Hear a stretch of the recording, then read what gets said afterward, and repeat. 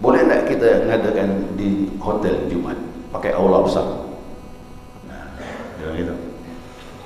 Saya tanya, yang mukim berapa orang? Orang Pontianak. Orang Pontianak ada 100 lebih, alhamdulillah. Lepaslah tu. Jadi yang pendatang tu semua 300 lebih. Nah, saya minta tolong jamaah. Ada Azmi waktu itu kawan saya. Saya khatib, Azmi Masyarakat. Berdua ya, dapat proyek waktu itu.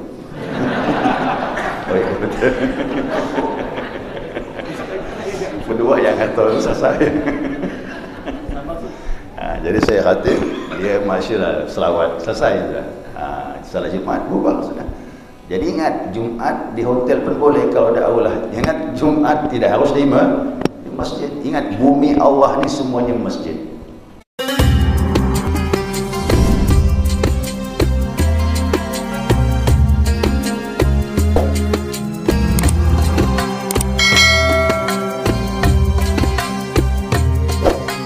Alhamdulillah, senantiasa kita mengucapkan pujian dan syukur kita kepada Allah atas limpahan rahmah hidayahnya.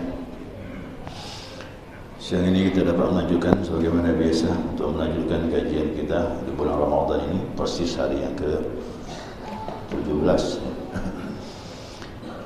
Ya, ini masih menyambung mengenai masalah keutamaan Jumat atau ibadah-ibadah pada hari Jumat.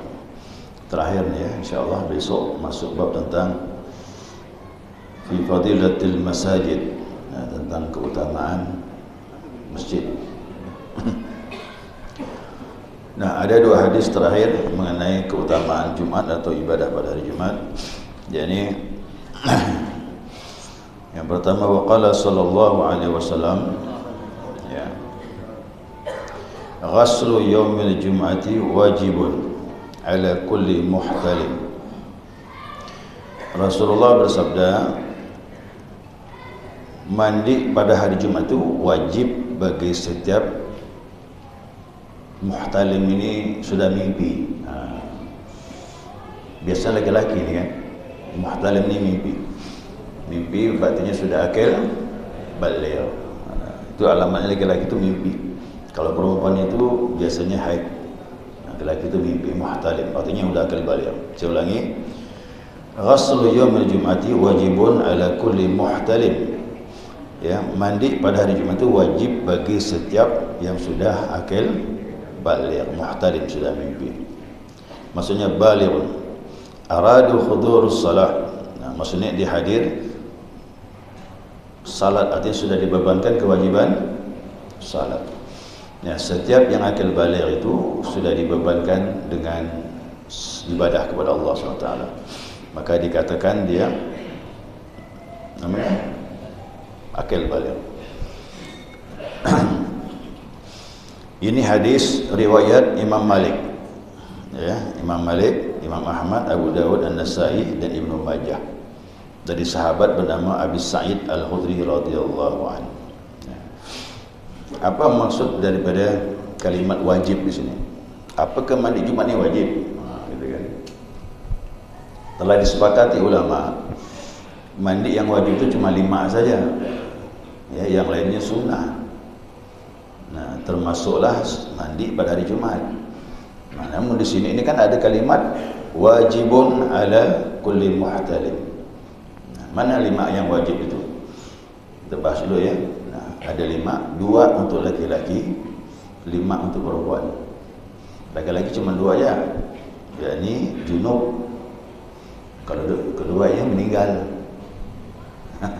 ya, laki-laki cuma junub. Nah, kalau perempuan tambah lagi 3, ya, apa tuh?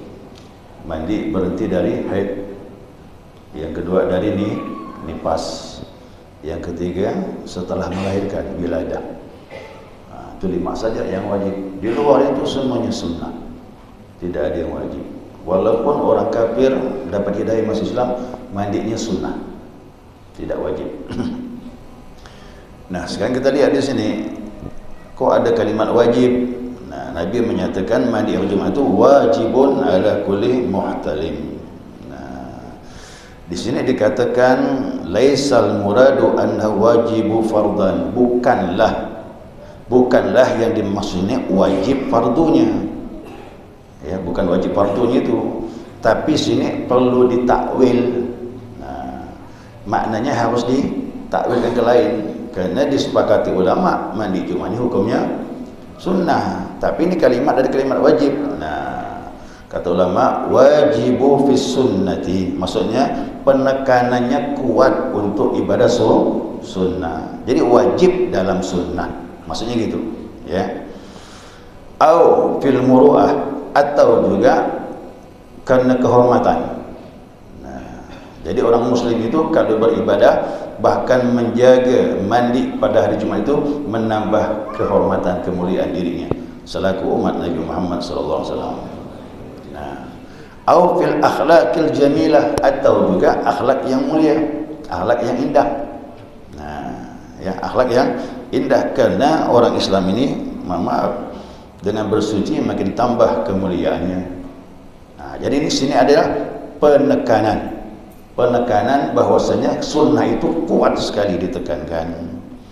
Jadi kalimat wajib itu tidaklah diartikan wajib fardu, tapi wajib penekanan begitu kuatnya kesunahan itu. Seperti orang Arab bilang begini, ya, orang Arab ada bilang pepatahnya begini, dia bilang haqquka wajibu alayya. Nah, hakmu menjadi wajib bagi aku. Artinya aku akan tunaikan apa yang kau mau.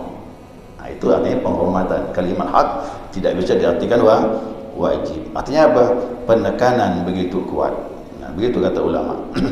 Jadi disepakati ya. Jadi mandi pada hari Jumat itu hukumnya sunnah.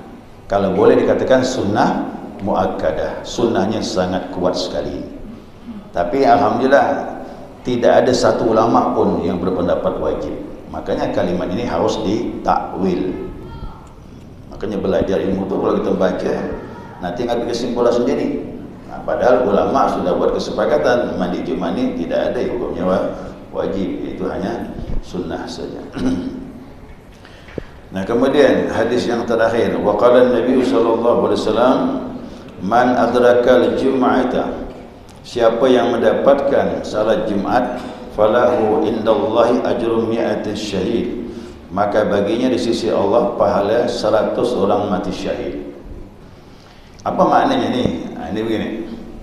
Kok besar betul pahalanya ni? Ini bagi mereka yang sebenarnya tidak dibebankan Jumat tetapi dia merasa untuk pergi Jumat. Seperti orang yang sakit padahal uzur tapi dia memaksakan dirinya pergi, maka pahalanya besar. Musafir yang rasanya berat perjalanan tapi ngotot untuk mendapatkan Jumat, akhirnya dia dapat. Nah, begitulah pahalanya. Kenapa? Ini orang-orang yang ada rukhsah keringanan tapi memaksakan diri pergi dan dia dapat, maka pahalanya berlipat ganda. Ah, itu maksudnya seperti itu. Karena sulit ya, bagi mereka sulit. Nah, kemudian kita ni bagaimana hukumnya? Bagi kita ni yang orang standar aja pahalanya hari Jumat ini. Dosa kita diampunkan dari Jumat ini sampai Jumat depan insya-Allah. Siapa yang betul Jumatnya, dosa yang diampunkan dari Jumat ini sampai ketemu Jumat yang akan datang kalau dilakukan dengan adab-adab. Bagaimana orang yang terlambat salat Jumat? Nah, ini kita bahas sedikit ya. Orang yang terlambat salat Jumat. Ditambahkan lagi dari Abu Hurairah. Abu Hurairah berkata, qala Rasulullah sallallahu alaihi wasallam, man adraka minal jum'ati, siapa yang mendapatkan salat Jumat rak'atan, satu rakaat, wal yusalli ilaiha ukhra, maka hendaklah dia salat satu rakaatnya lagi, ya, satu rakaatnya lagi. Wa man fatat rak'atani, siapa yang luput dari dua rakaat, wal yusalli arba'an, hendaklah dia salatnya 4 rakaat. Apa itu 4 rakaat? Gitu, zuhur. 4 rakaat berarti zuhur. Ada orang terlambat. Nah, kita bahas ni ya. Ada orang terlambat. Yang terlambat ini tidak mendengar khutbah, pahala khutbah dia tak dapat. Jangan bilang orang salat Jumat tak dengar khutbah, batal ke Jumatnya? Tidak, pahala dapat. Kerana disyaratkan Jumat itu minimal 40 orang. Yang mendengar khutbah juga harus 40 orang. Nah, jadi kalau masjid ini hari Jumat ada orang yang terlambat, salatnya sah walaupun tak dengar khutbah. Karena khutbah sudah didengar lebih dari 40, tak masalah. Nah, ini orang ini super sibuk betul. Ya, belum telepon, belum HP, laptop kiri kanan. Sibuk betul ada. Ya, akhirnya dia terlambat pergi Jumat. Sampai di masjid imam sedang salat, dia pun masuk. Khutbah tak dengar, pahala khutbah tak dapat. Tapi salat dia dapat, pahala salat dapat. Nah, caranya bagaimana? Ini. Dengar tadi ya, syarat minimal 40. Berarti yang mendengar khutbah juga 40. Makanya dalam kaidah fikih itu begini. Jangan hanya menganggap hadir 40, tapi mendengar khutbah juga harus 40. Dulu saya sering diundang di sebuah surau. Surau itu dalam gang, mengadakan Jumat. Saya pergi ya. Ternyata orang kampung tuh datangnya lama, udah dikumandangkan adzan, salat qabliyah kan, kemudian khatib naik mimbar, adzan yang kedua itulah saya sambil ngitung berapa jamaah yang datang nih kan, tengok 34, oh belum nih, kurang apa? Kurang 6. Kalau lama datang lagi 1, 37, hitung ya. Nah, hitung kan. Dan tidak boleh khutbah. Jangan sampai rukun itu tidak didengar 40 orang. Nah, maklumlah sekarang ni orang berlomba-lomba mengadakan Jumat, dalam gang pun ada, dalam komplek pun ada Jumat. Ya. Itu dulu saya memenuhi karena pasarnya belum bagus. Nur Hidayah pun belum pernah undang, kita main di Zozo dulu. Yang masjid-masjid kecil begitu. Jadi memenuhi lah. Nah, tapi sampai belajar, wah ini tidak benar nih. Kalau saya khutbah jamaah belum sampai 40, batal. Mau tidak mau saya tunggu 37 datang. Satu lagi naik 38. Azan sudah selesai. Saya belum mulai. Saya beranikan diri, tak berani mulai batal nih. Ya. Nah, jadi jamaah tu satu menang satu. Saya dipandangnya, pandang kiri kanan. Kenapa tu? Saya diam, ya, kuatkan iman, saya bilang mantap kan. Ya, jangan goyah sini. Nah, kena datang lagi, alhamdulillah 39. Nunggu satu lagi. Nah, udah pas 40. Dia salah sunnah tu. Tunggu dulu. Kalau salah sunnah kan tak dengar. Nah, selesai sudah baru menyampaikan khutbah. Jadi rukun khutbah harus didengar 40. Termasuklah misalnya dalam solat musafir kan, ya. Di yang di kosong ataupun di jamak. Kalau kita lihat kecerminan ini kan, pahalanya lebih besar. Ya. Tapi kalau kita tidak ambil, apakah kita ini tidak sombong, Ustaz? Ya. Allah memberikan keringanan, ya. Tapi kita tidak ambil. Ya. Kita katakanlah mengejar pahala tadi, karena seperti tadi kan berlipat ganda. Ya. Apakah kita tidak termasuk orang yang sombong? Ya. Ini yang pertama, Ustaz. Terus yang kedua, saya pernah mendengar kalau untuk 40 orang itu, Pak Ustaz, itu untuk orang yang betul-betul tinggal di katakanlah di daerah tersebut, bukan katakanlah orang pendatang 40. Nah, ini bagaimana kalau untuk katakanlah 40 ini tapi bercampur dengan orang yang bukan yang tinggal di sekitar situ, pendatang katakanlah. Apakah ini juga termasuk 40 untuk sholat Jumat? Mohon pencerahan. Nah, pertanyaannya, waktu Allah memberi kepada kita rukhsah dalam perjalanan untuk menjamak dan mengqasar, itu hukumnya mubah. Ya, hukumnya yajuz, boleh, jaiz. Nah, tidak ada mengatakan sunnah, tidak ada. Itu hukumnya diperbolehkan. Nah, sesuatu yang dibolehkan ini, tanya lagi, disepakati ulama, kalau dalam perjalanan kita mengambil keringanan, bagus. Kalau dalam perjalanan kita tidak mengambil, boleh. Ya. Dua-duanya boleh, dua-duanya bagus, tetapi mana yang paling bagus di antara dua ini? Gitu aja kan? Maka disepakati ulama mengambil rukhsah untuk jamak qasar di perjalanan itu lebih baik daripada salat tamam, salat sempurna 4 rakaat pada waktunya masing-masing. Kalau salat pada waktunya zuhur, salat zuhur. Ini musafir nih, waktu asar, salat asar. Ini kan menyulitkan perjalanan. Tapi kalau di jamak qasar kan berarti rukhsah.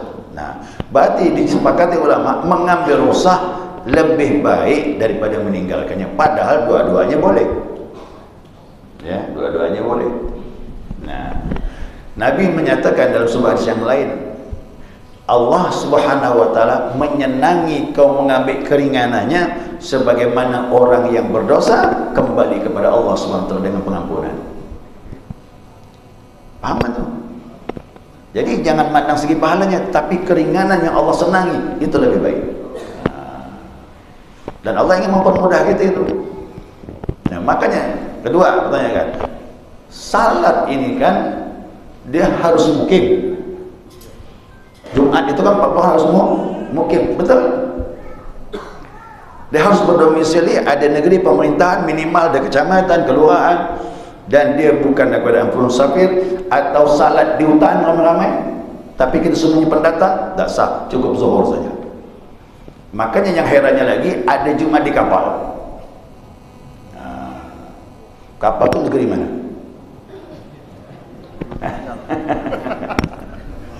Kapal itu berjalan ke Madinah kan? Makanya saya tak pernah je salat Jumat di kapal. Kerana dia bukan satu negeri, dia berjalan. Kapal itu tidak menetap. Nah, maka sudah ambil jamak qasar saja di kapal itu dah. Tak perlu kita Jumat. Di Aston, di Hotel Aston tu ada Jumat. Telepon saya, Pak Ustaz, ini jamaah penataran di Aston ini ada 500 lebih pertemuan. Dari kantor aku dulu saya, kantor pendidikan kalau salah, pendidikan. Jadi ada pertemuan di Aston itu selama 3 hari ke 4 hari. 500 lama yang peserta. Jadi susah ni Pak Ustaz mau bawa ke mujahidin ni, ramai ni. Boleh tak kita mengadakan di hotel Jumat, pakai aula besar? Nah, gitu. Saya tanya, yang mukim berapa orang? Orang Pontianak. Orang Pontianak ada 100 lebih, alhamdulillah. Lepaslah tu. Jadi yang pendatang tu semua 300 lebih. Nah, saya minta tolong jamaah, ada Azmi waktu itu kawan saya. Saya khatib, Azmi Masyarakat. Berdua ya, dapat proyek waktu itu.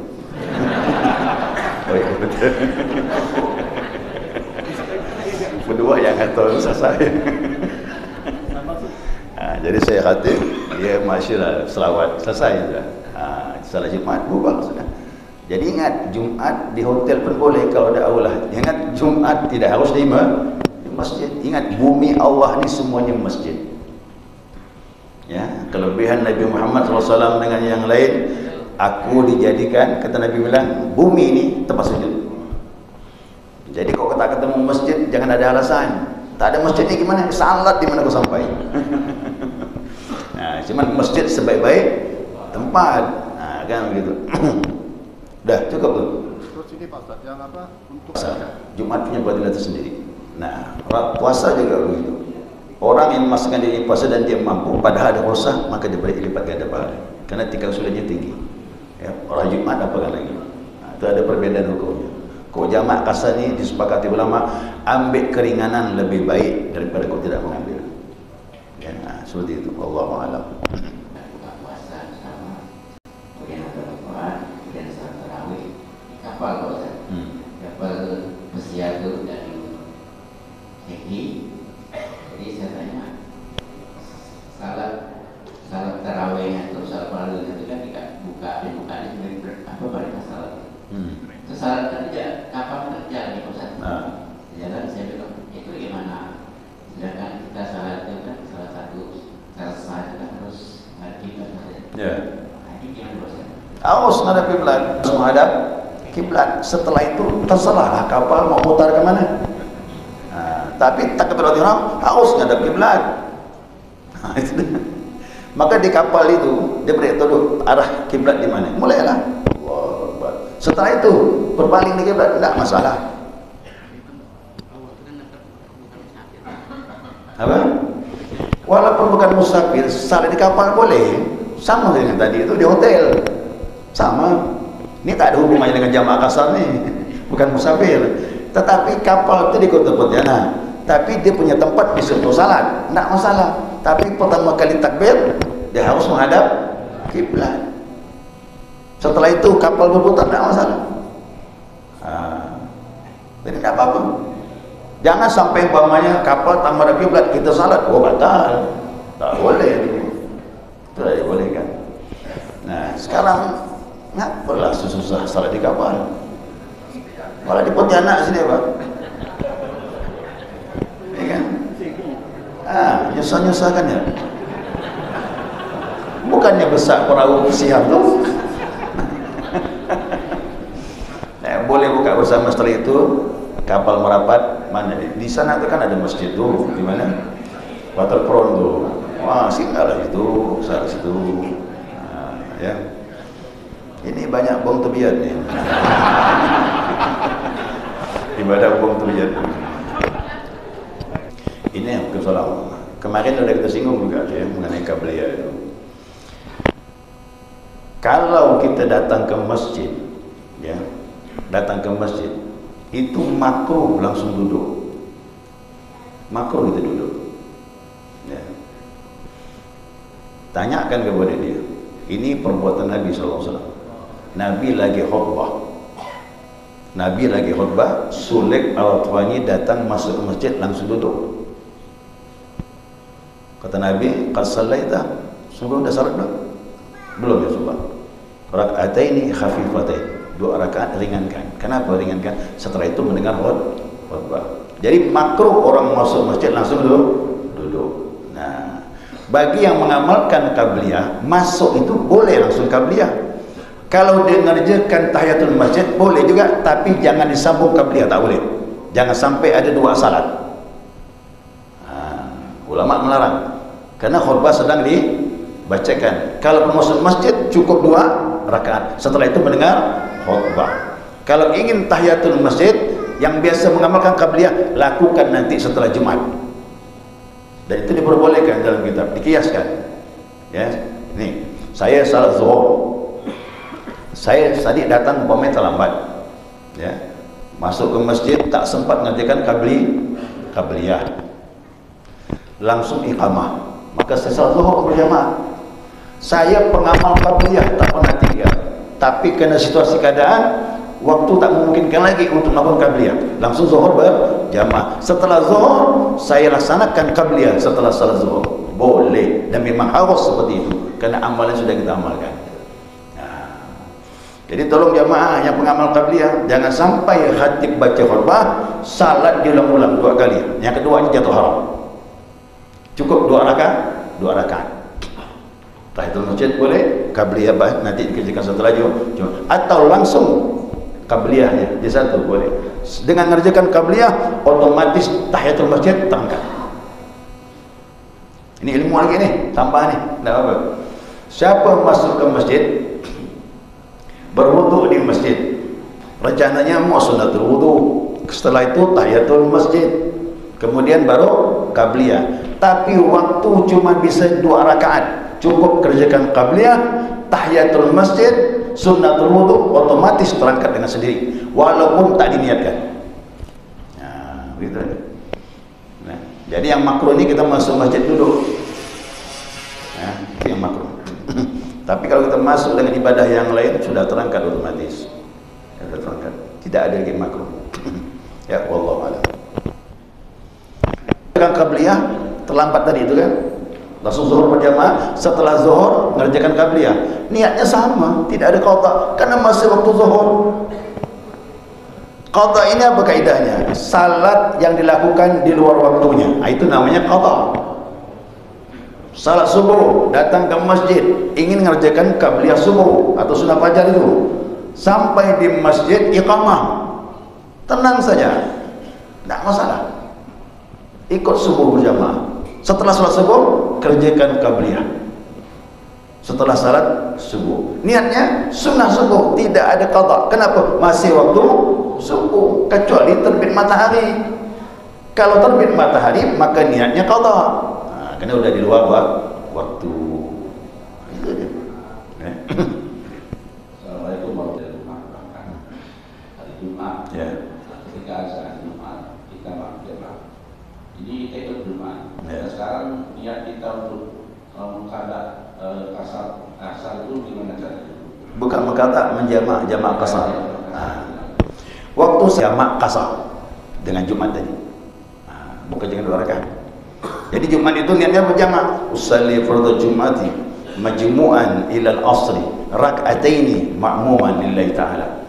Aku niat salat Jumat jamak dengan asar 2 rakaat sebagai makmum lillahi ta'ala. Imam salam langsung berdiri asar pula. Asarnya niat jamak qasar. Dah selesai. Nah, itu pahala Jumat dapat, jamak qasar pun dapat. Jadi boleh, tak masalah. Ya. Waalaikumsalam. Apakah selama itu di kampung itu tidak ada sholat? Ya, lihat jumlah rumah orang muslim itu ada 40. Kalau jumlahnya 40, dia wajib mendirikan Jumat. Tapi jumlah penduduknya yang muslim akal baligh mukallaf tak sampai 40, yang wajib Jumat tak sampai 40, tidak ada Jumat bagi dia. Walaupun 10 tahun. Zuhur saja. Kalau seandainya di tempatnya memang seperti itu. Nah, tatkala jumlah mereka sudah sampai 40 bahkan lebih, wajib mendirikan Jumat. Karena syarat sudah memenuhi. Tapi yang datang tak sampai 40, bagaimana? Ya. Jumlah udah nih, oh ini alhamdulillah Ustaz, di kampung kami ada 60, tapi Jumat cuma 30 yang datang. Wajib juga didirikan Jumat. Kenapa? Syarat sudah memenuhi. Orang muslim yang wajib Jumat lebih dari 40, cuma malas.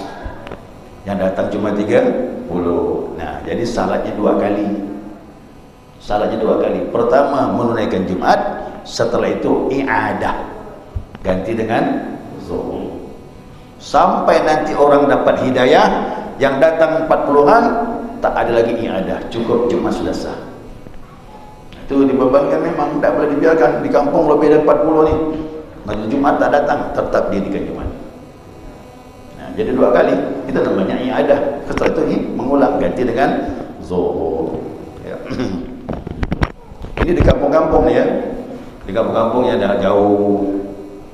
Saya dulu masuk di daerah Meliau, dalam lagi, ya dalam lagi, kunjungan, tak ada urusan apa. Nah, pas masuk waktu Jumat, pergi ke sini.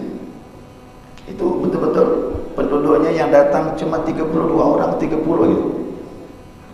Saya tanya sama Ustaz, berapa jumlah kakak yang wajib Jumat? Oh banyak sini, banyak. Mau ada sekitar 5-60 ada. Cuma yang datang 30 lebih. Nah, rupanya dia paham dirikan Jumat. Setelah itu kami ganti dengan zuhur. Doakanlah mudah-mudahan dapat hidayah. Yang lain sudah cukup, tetap Jumat saja. Nah, seperti itu. Ya, sudah selesai. Wa bihamdika asyhadu an la ilaha illa anta astaghfiruka wa atubu ilaik. Allahumma shalli ala Muhammad.